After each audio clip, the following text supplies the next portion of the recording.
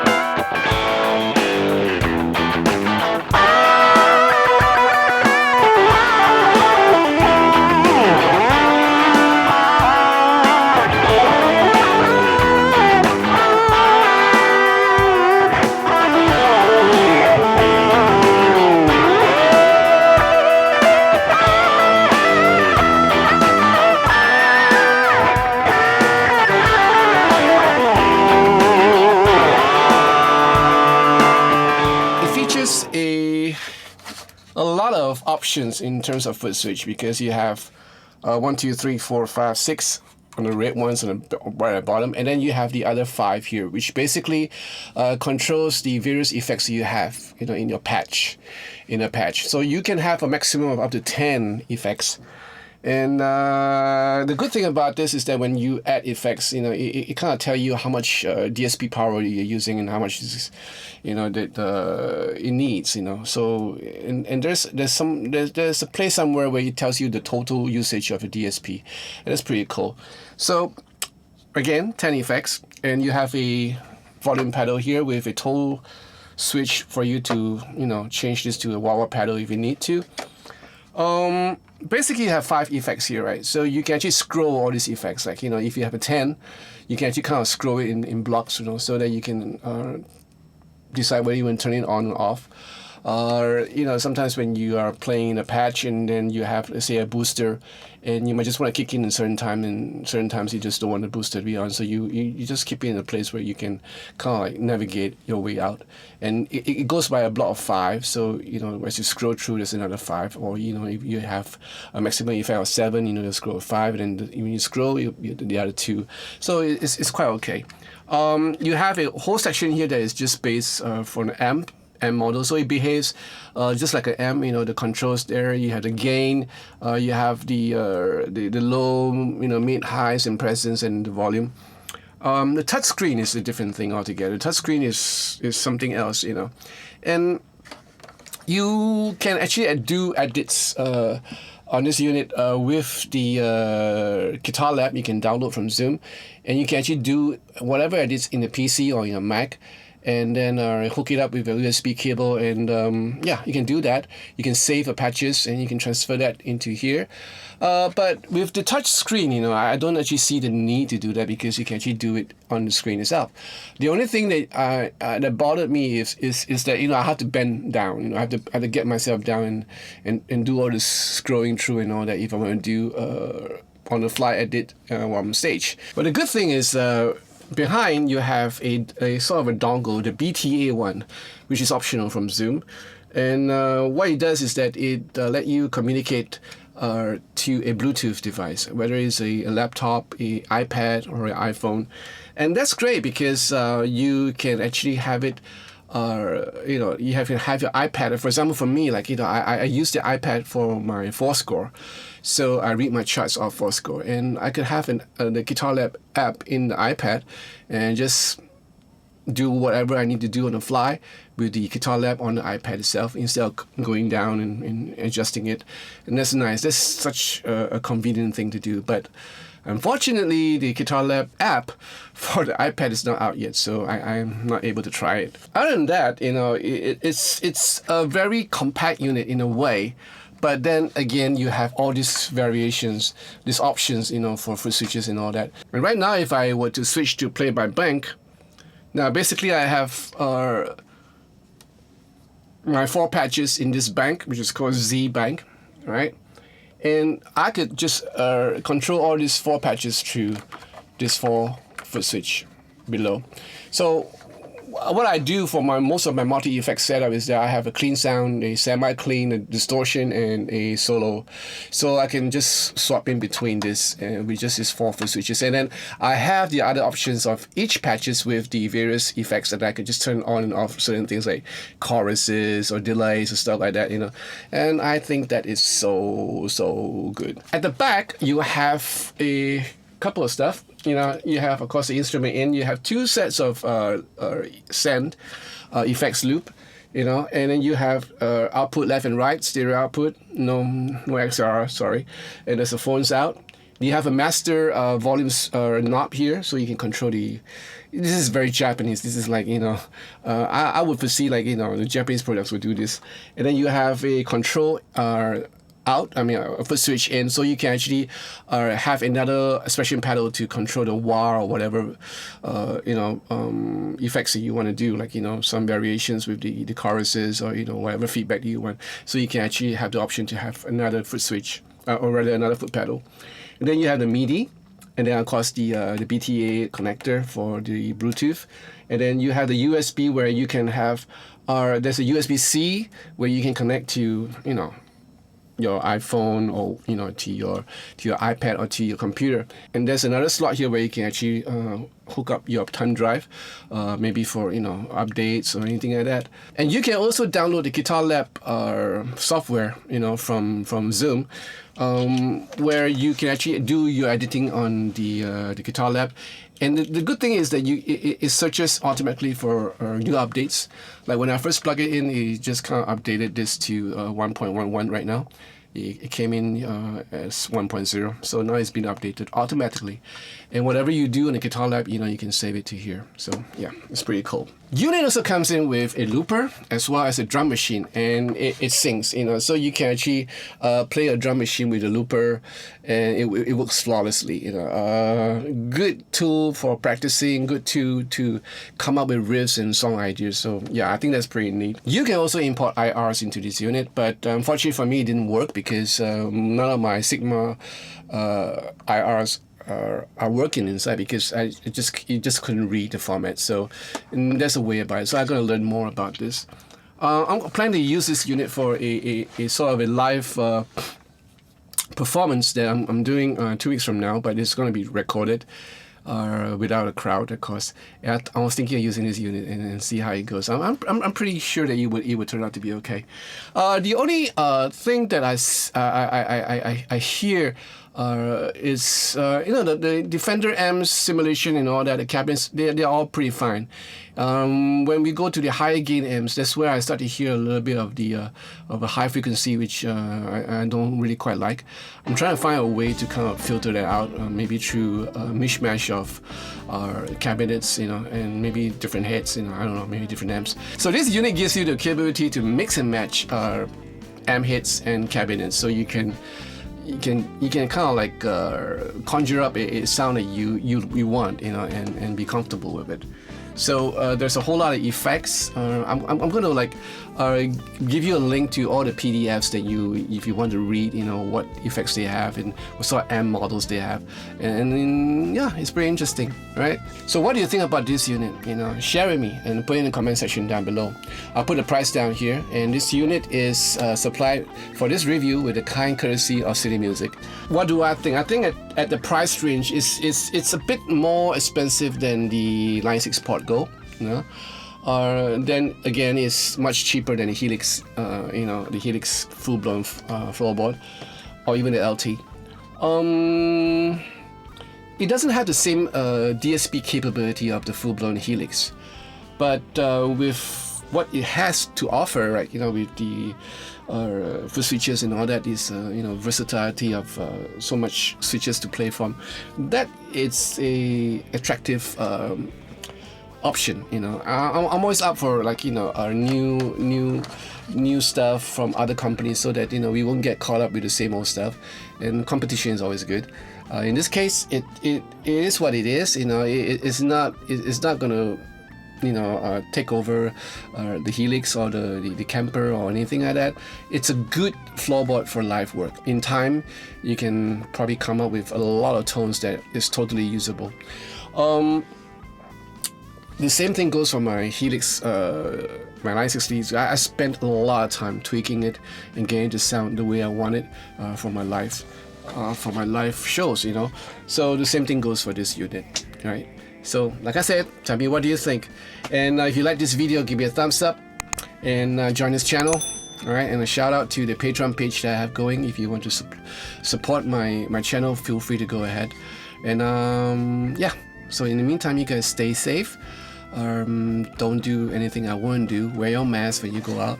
Right, and I'll see you again in the next video. You guys take care of yourself. Ciao.